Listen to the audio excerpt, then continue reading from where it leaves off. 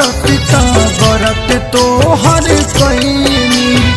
देहलु आशीर्वाद हम बेटा फलवा पैनी दुख हम सहिले तोहरे से पहिले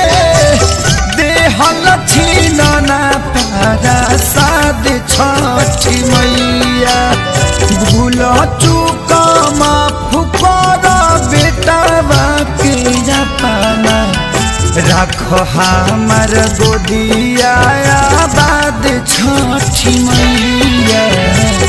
रख हमार गोदिया बाद छठी मैया।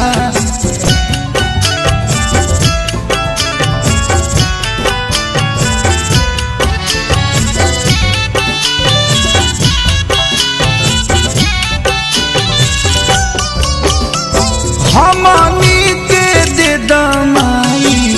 ओकर सारा दुखावा माथे दौड़ा लेके आई कन्हवा पर उखावा हमनी के दे दमाई ओकर सारा दुखावा माथे दौड़ा लेके आई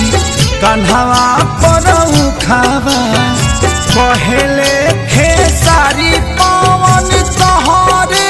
हते हल जावन संगे लेके आएबे करा बाद छठी मैया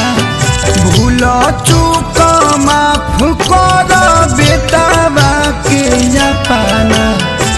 राख तू गोदिया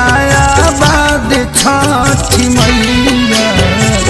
राख तू गोदिया बाद छठी मैया। भूल चूक माफ करे मैया परसल करब हम बारा परसल करब हम बारा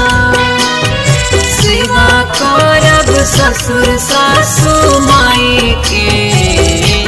परसल करब हम बारा परसल करब हम